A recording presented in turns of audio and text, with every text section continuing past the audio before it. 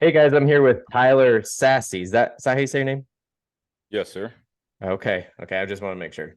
And he is the founder of Western Welding Academy, but we'll be talking about that a little bit here in this episode. So, Tyler, it's nice to have you on. Hey, I appreciate you having me on, Jaden. Means a Yeah, lot. Folks like you that are out there spreading the blue collar message and talking about what it's like to be in the trades. It's my hat's off to you. I really appreciate it. yep, yeah. It's something I noticed. It really isn't talked about a lot, so that's why I wanted to start this podcast, and it's been cool to see where it's come to. So, figure we start off with talking about what you do with the Western Welding Academy. So, Yeah, yeah. So, you know, my name's Tyler Sasse. I'm the founder and CEO of Western Welding Academy here in Gillette, Wyoming. We started this school about 4 years ago, and really, at the end of the day, what we're we I guess as a team collectively, we noticed there was a big time absence of work ethic, accountability, and integrity in the youth. And so, one of the things that we're really passionate about doing is building a better generation. And if you go back through the history of America and you look at the family unit, which is a strong father, a strong mother, they can collectively together build some pretty strong children. And back in 1966, I've actually got the report here somewhere on my desk. There was a JFK put out this.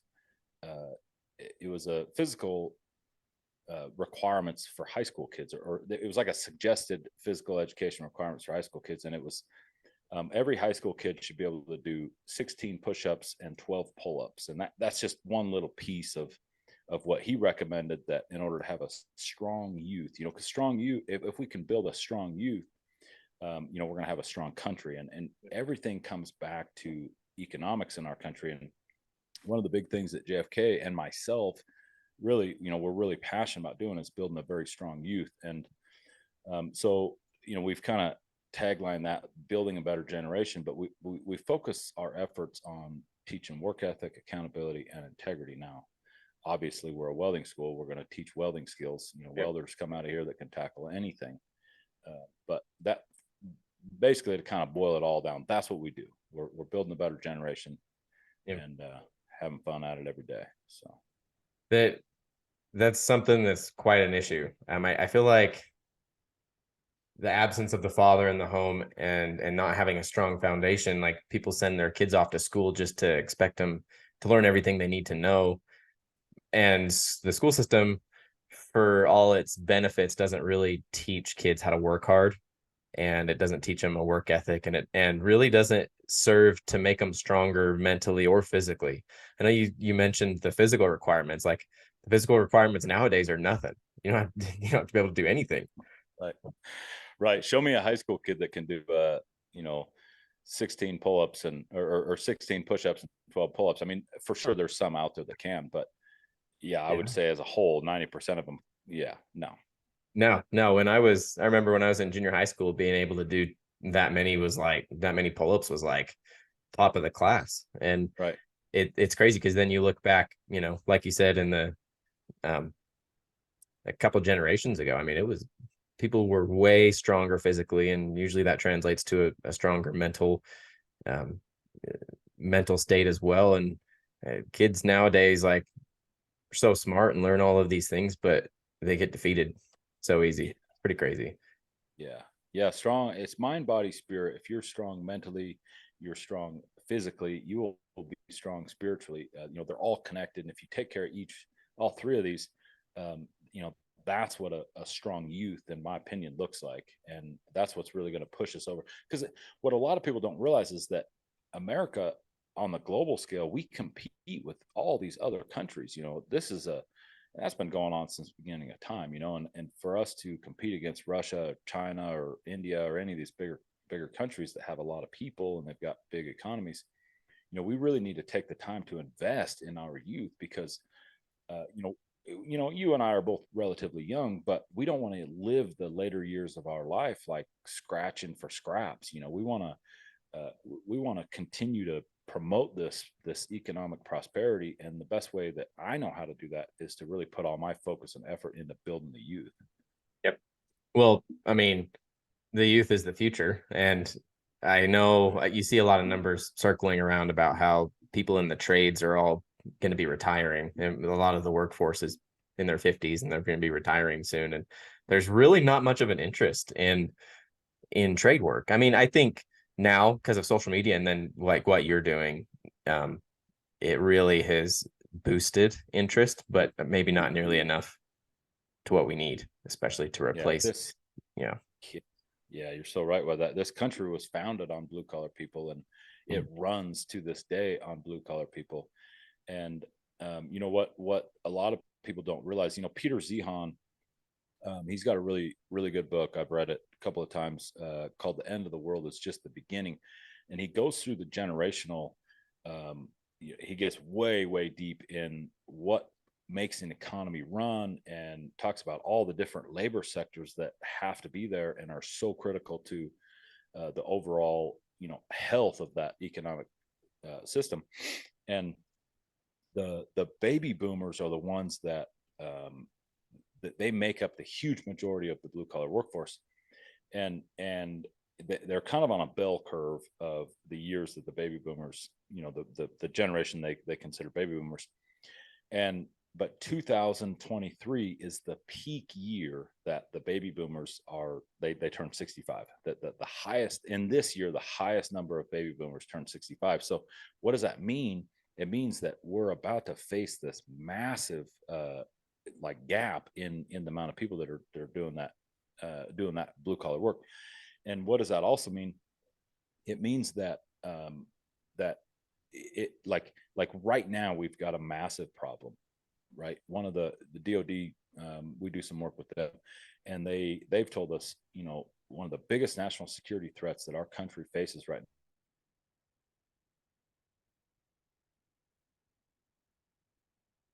comes to building military or bases, or because it's not necessarily just boots on the ground out there, building a base or building a ship or building an airplane, or all the parts that feed into that infrastructure is where a lot of these people are needed. So this is a massive problem now, and it's only going to get worse, and it's peaking this year. Now hopefully we can convince some of those baby boomers to stay on and work past, they're 66, 67, 68 years old. But if they want to retire in this year, like, I completely understand. I mean, they've worked their entire lives. Yeah. I would ask them to stick around and help us shape this next generation so our future continues to be good. So Yeah, maybe help alleviate a little bit of the problems that are going to be coming on with trying to replace an entire workforce, really. I mean, that's what you notice is really it's a lot of older guys out there. I mean, I don't know very many people that are even my age that are interested. So, right. or even do it because the whole push is go to college, go into technology, work smarter, not harder has been the entire. I remember I saw something Mike Rowe said that was like, well, why not work smarter and harder? And like it's made this whole generation of people that think that you can go and just use I mean, really just work with your brain at a desk, and that's somehow conducive to a thriving world and economy, which I mean doesn't make sense to me, but I guess that's Right. that's where we've been Well, going. So yeah, and especially now with AI, for 3 generations we've been telling our kids, as a complete whole entire society, we've been telling our kids that if you don't go to college, you're going to be nothing. You're going to have to work hard, and you're going to live paycheck to paycheck the rest of your life. If you want to be anything, you need to go to college, get a good education. And for sure, there was a point in, if you look back, I'm a big lover and fan of history.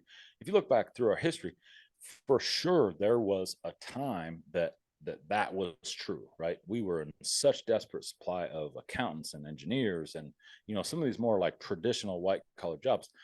But now when we look at where are we at today, and it's just mind blowing to me, because I talk to parents and teachers and counselors and principals, all across this nation, and it's like you make this case for blue collar work, and they're like, they're tracking with you, they see it, and you're showing them the stats and the huge need and the amount of money that they're going to be paid, and the quality of life that they're going to have, and they're like, oh yeah, they're tracking, and then at the very end of the conversation, they're like, well, but my son or my daughter, they're going to go to college, and so it's like it doesn't matter.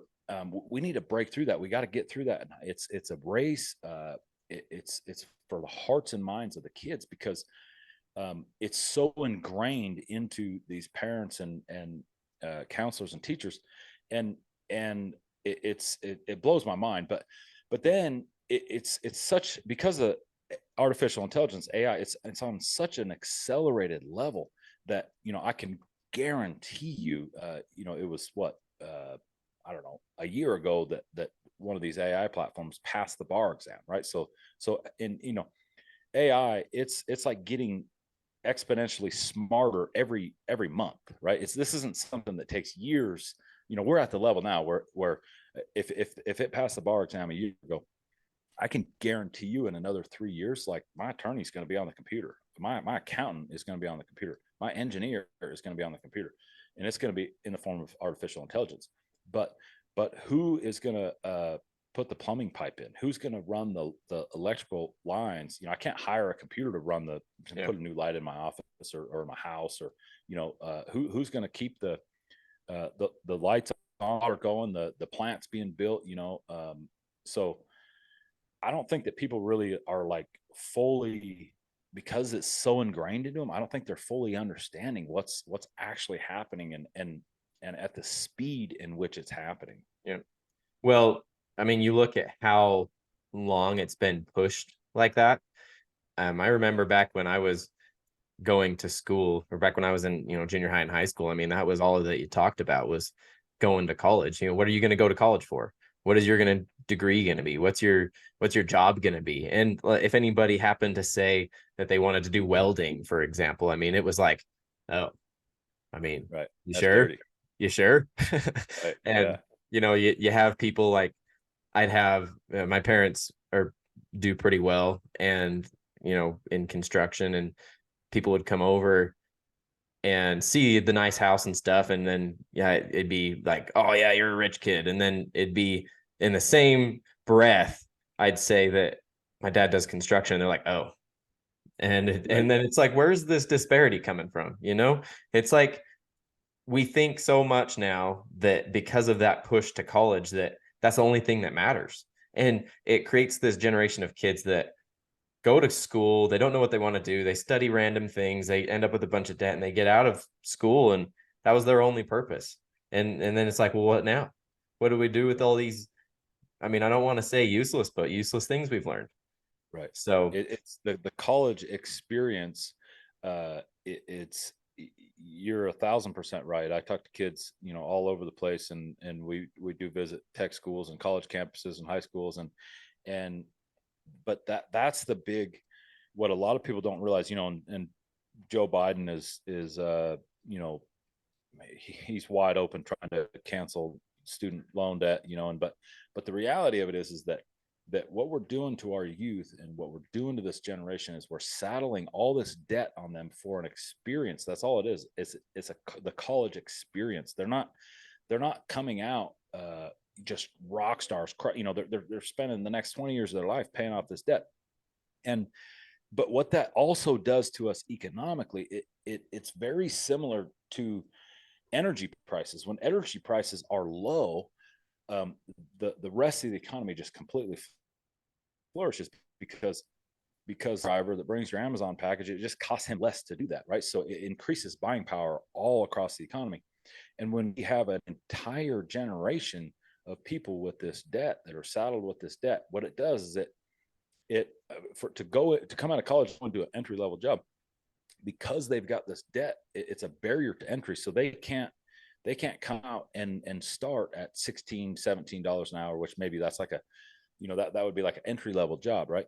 They can't afford that because they got this massive debt that they're paying off. So it raises the price of everything. It hurts us economically, which when you raise that price, and then you go to compete with India, or you compete with China or Russia or any of these other countries,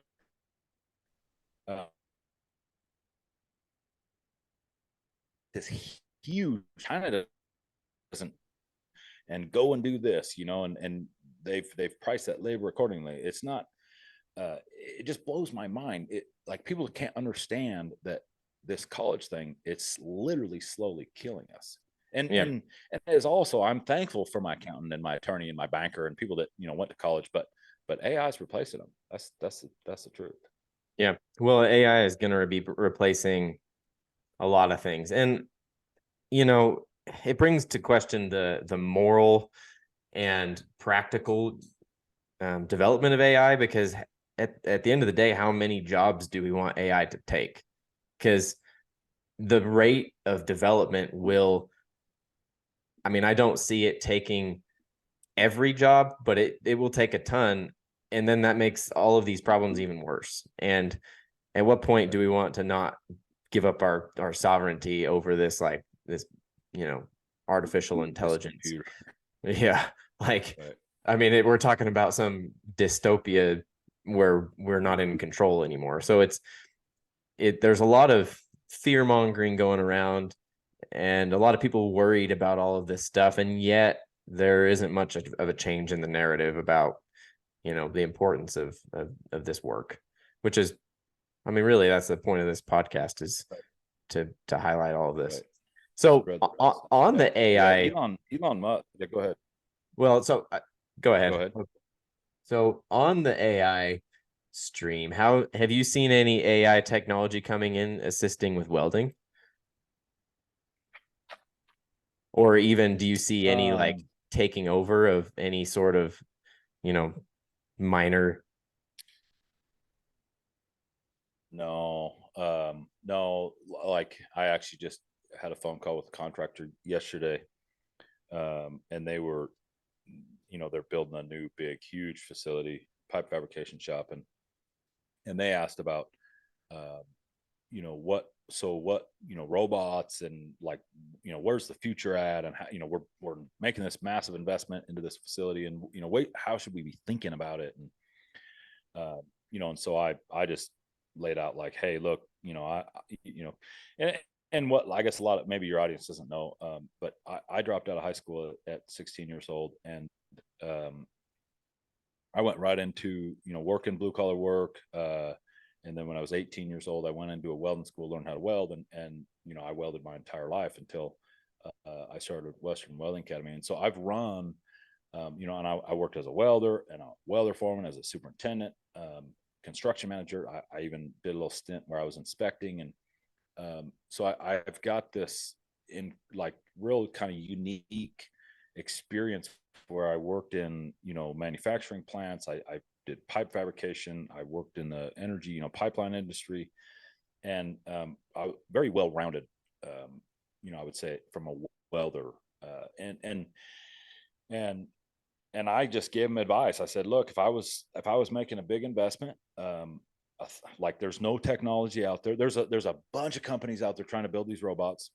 Yep. But you can't, there, you still have to have a welder right there setting it up. And the only thing these robots are doing are they're allowing our people to be lazier. It's not faster. They all the time is in the setup, and the robot, because it can't make the manipulations, the puddle manipulations, like a human can. A human can manipulate that puddle just instinctually, as it's happening.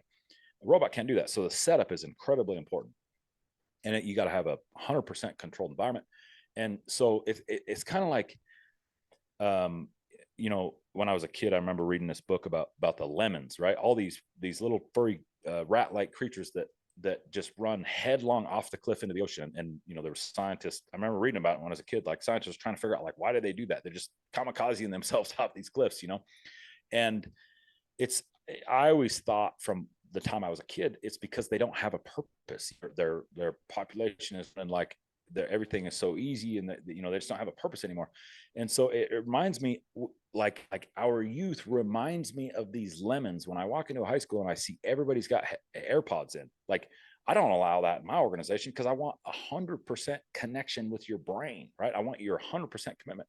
And why high schools allow this blows my mind, right? Because we're just a bunch of drones wandering around with headphones, and, like, we're not connecting with people. We're not having real human interactions. We're not, and so like robots in the welding industry, all they're doing is they're promoting that, right? And so I laid this out to that contractor. I said, if you set your shop up and you hand weld everything, these guys are moving around, their blood's flowing, they're going to be happier, they're faster, they're more efficient, they have a purpose. Allow them guys to manipulate that metal and make the adjustments for the wind or for the, what, like the weather, whatever it is. And because it gives them a sense of purpose, they're going to be happier and they're going to be way more productive than some drone that's going to sit there and set up a robot and make sure it follows the line. Because you still got to pay a welder and it's not any faster. And then the robotic equipment is insanely expensive. It's not, it just doesn't, it's not cost effective. It doesn't work. Well, you see that a little bit in like an assembly line setup, I guess, when the assembly line was rolled out. I mean, it ramped up production, but I mean, you still have people there, and really all they're doing is one tiny little piece of the puzzle, and they're just kind of drones, like you say. I mean, they're just, right. I imagine a lot of them now are sitting with their AirPods in, just doing nothing, right. No purpose. So right. What a life that would be to live, right? I want to be engaged. I want to know that I'm having an impact. Like I always make this joke, like at the end of my life, when I die, I want to be wore out. Like I want to know that I contributed in a big way. Like don't put this carefully well preserved body in the ground, right? I want to be done in. I want to have a purpose, Yep. And so I feel like everybody wants that, and yeah. We have to, as humans, we got to create systems that allow that, I don't know. There's a little warrior in all of us, right? Like the man, especially the man of the household. Our job was to hunt, fish, and gather and take care of our families. And just because we live in 2023 and we've got all these technological advancements doesn't mean any of that goes away. Like we still need to have that need to be needed.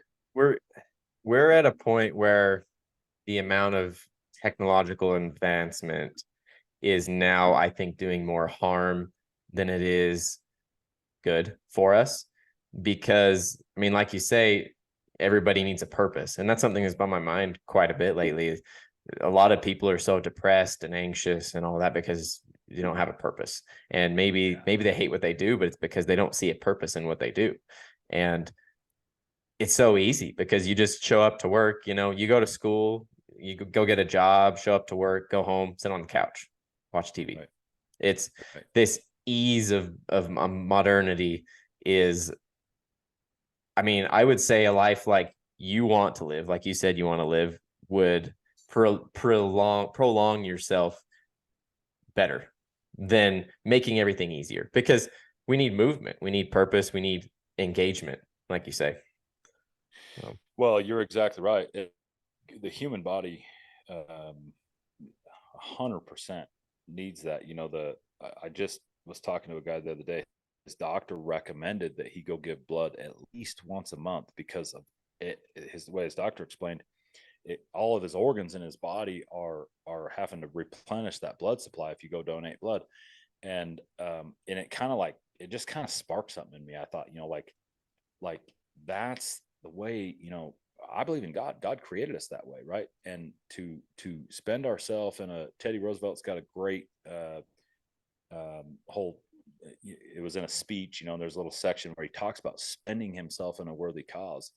And I don't know. I just feel like we need that movement. We need to be needed. We need that replenishment of blood. We need to be warriors. There's warriors in all of us, and we all need to know that we're having an impact and we're making a difference. Yeah. Well, and it's hard because the easier conversation is just go to school, get a job. Right.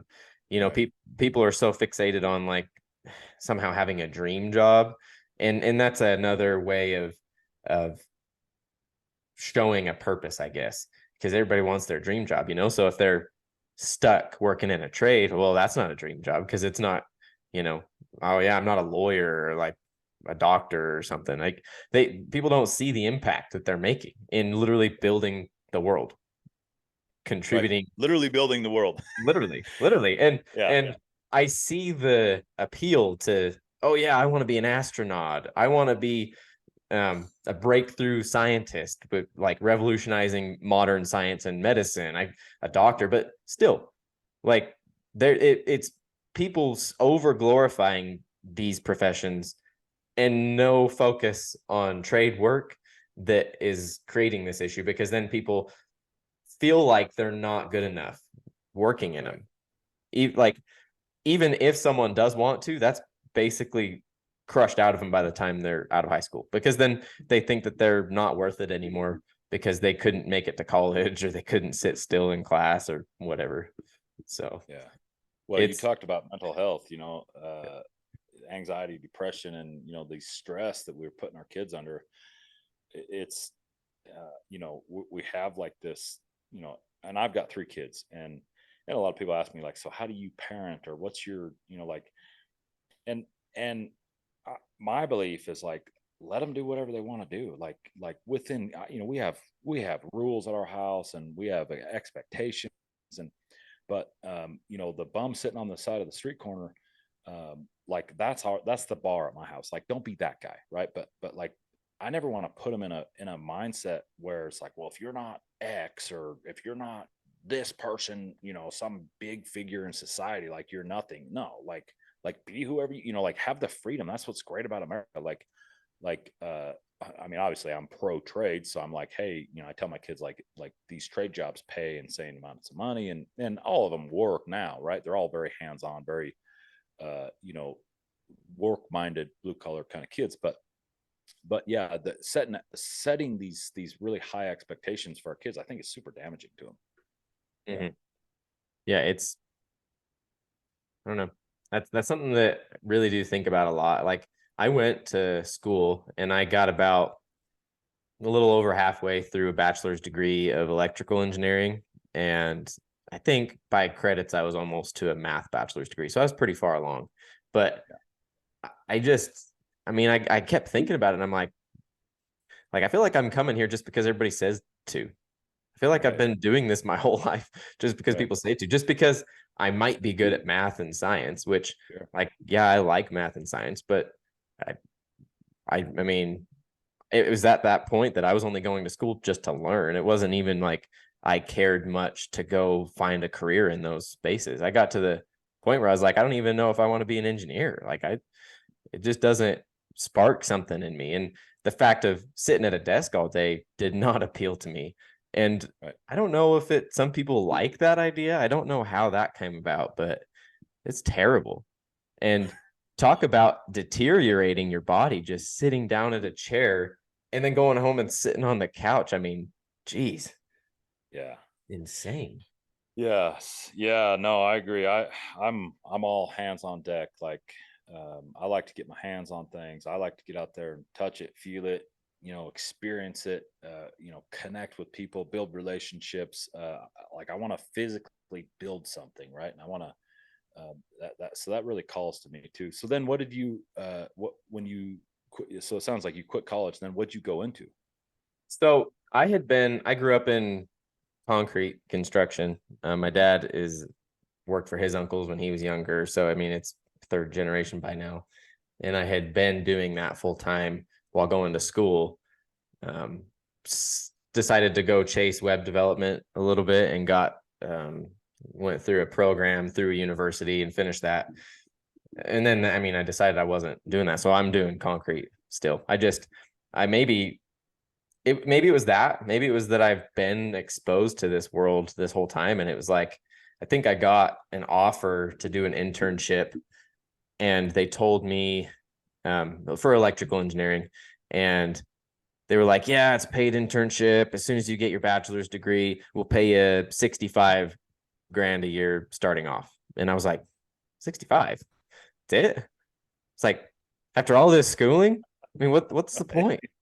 And I mean, don't get me wrong, there can be money made there, but I was like, man, I feel like I'm wasting my time really working my guts out trying to pay for this and do full-time school and work, and for what? I didn't know. I didn't really want to. I didn't really feel like I had a purpose there.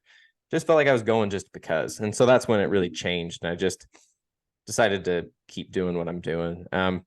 I also have a website business actually with my wife because she's a web developer. So she does that. And I'm target, and then I have the podcast now. So like I found my purpose in trying to give back to trade community because we're focusing our websites on contractors and getting this technology side out there, and then this information. But that's what I'm doing. It's concrete. So Good.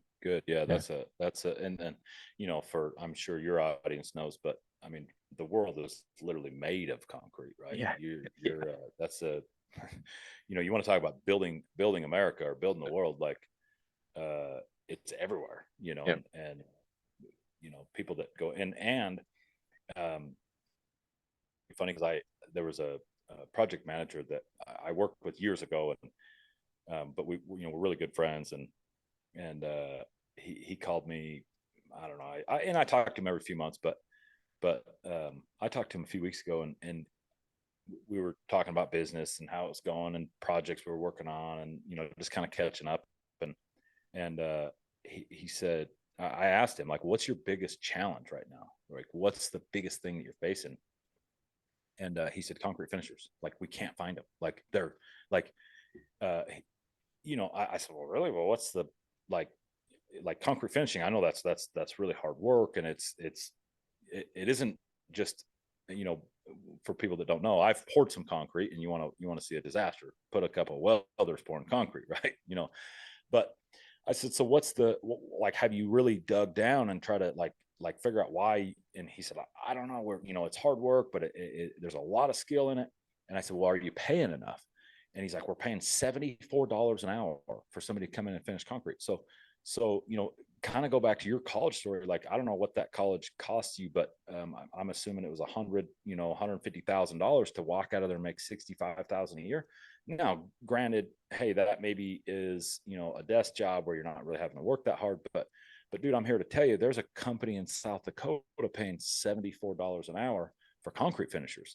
Like, and what does it take to be a concrete finisher? I mean, you're much more well equipped to explain to somebody what it takes to be a concrete finisher. But I would say that somebody that just graduated high school can go be a concrete finisher. Would I be wrong? Yeah. So like honestly, as a concrete finisher, that's kind of like the baseline. When we hire guys, I mean, they can finish concrete, I mean, relatively well without throwing at them a bunch of curveballs, like a bunch of different circumstances. You can finish concrete within a few months of being on the job. So a few months out of high school, you can make $74 an hour. Is that correct? Yeah. I mean, and I don't know what kind of experience they're wanting, but yeah, Right. I mean, I'd imagine they're taking anybody too, as long as you have some. And they may even be training people. You never know. And you probably could. Yeah, and that's what he said. He said we've had to grow and build them ourselves. Yeah. We've had to build a whole training program because we just can't get them. And they're building huge projects, pouring concrete all over the place. And you can't pour concrete if you don't have concrete finishers. So yeah, super. Yeah, no, I mean, the bad thing about concrete is there are a bunch of variables that you get thrown into, and things change. I mean, there's all sorts of different things affecting how it goes, but I mean, and that's why people don't want to do it. I mean, I know somebody was telling me when they had started, one of their friends told them that concrete work was for I'm not going to use the racist term, basically Mexicans. Right. And I'm like, yeah, that was somehow beneath us, right? As Americans, right? Yeah. Like foolish. It's beneath us to make $74 an hour, right? Like I would that would be my response to that guy. Like making, I would just say, hey, let's compare paychecks for a minute, and that's the thing. There's some negativity around welding too. People say, well, it's hot, dirty, sweaty. There's fire and it sparks, and you're right. It's hot, it's sweaty, it's dirty. Like I doubt that you have what it takes, right? Not you per se, but somebody that's whining about it. Yeah. And I'm like, I doubt that you have what it takes, because it is incredibly hard work. And yes, there's sparks and fire but on the flip side, we make a ton of money. We get to build America, and we get to go to some really, really cool places. And hey, to me, the trade-off's worth it. I loved every minute of my career as a welder, and I honestly wouldn't trade it for nothing. I mean, so many things that come out of that, how to build things, how to deal with things, how to solve, like I used to have this formula. We would work so many hours. There was a lot of weeks where I worked 100+ hours a week. And there were some younger guys working with me and they're like, how do you do it? How do you consistently work 18-hour days, 20-hour days? And I said, well, dude, look, your body needs three things. It needs food, water, and sleep. And if you're gonna miss out on one, you need to double up on the other two. And that was like my advice. I knew coming into the end of the industry, 18, 19-year-old kid. But I mean, I don't know. It's been an amazing career for me. I made a ton of money. I had a blast. I met some awesome people, and I got to build some really, really cool things. I mean, at the end of the day, that's what we've been doing for hundreds, thousands of years, like banding together, building things, Right. being out, talking to people, working together. It's like, that's how we're wired. People go crazy just sitting, looking at a computer screen. I don't know how people have thought nowadays that looking at a computer screen is somehow what we're meant to do. That's the Right. thing that gets me. I mean, Right. how could you possibly think that's your calling in life? There's a lot of good things you can do, and it's necessary, but I mean, Yeah. I don't know. Well, Crazy. I think that's where a lot of this mental illness stems from is people sitting around swiping TikTok, right? Scrolling reels, YouTube shorts, whatever it is. I mean, social media is an incredibly powerful tool, awesome way to advocate for your business, but put the phone down, put the Xbox down, go build something. Like, you will reach heights that you didn't dream possible. Like the sense of accomplishment when you build something, you're part of a team that goes through struggle and wins. I don't know. I live for that. Literally, I live for that. Oh yeah. Well, I know we had talked about earlier that some of this interview is only going to be in my community. Sure. So I think we're going to cut it off here, unless, well, have another, if there's anything else you want to share before we go into, because I want to discuss some of the challenges that you've faced. Sure. Because I know that was something that you wanted to talk about, and I want to hear about it. So, anything else you want to share before we, cut over for another about 15 minutes? No, I would. The only thing I would say is, anybody out there listening to this, or if you, whoever, if you're out there and you're hearing this, I would say, look, if you're a young person and you're wondering what your calling is, what your passion is, you are worth it. America needs you. The trades need you. And if you want to work with your hands, you want to build something, you want to be part of powerful teams, you want to connect with people on a really super in-depth human level, I would highly recommend that. Put the phone down, put the Xbox down, get off the couch, go out there and chase your dreams, and you will never regret it. You will never look back and wish you would have done something else. You will love every minute of it. That I can assure you. That's awesome advice. Where can people go to find you? Yeah, so at Real Tyler Sasse on any social media platform, that's where you can find me. They can find Western Welding Academy, at Western Welding Academy. A lot of people know about us. We've got a lot of followers, and so yeah, those two places, any social media platform. And if somebody wants to reach out to me personally, I would say, hit me up on Instagram. That's the best place. Instagram, DM me. I got a team that definitely checks every single one of those, and I often check it, at least once a day. So Awesome. yeah, absolutely. Well, Tyler, we'll continue talking over in the community, but for you guys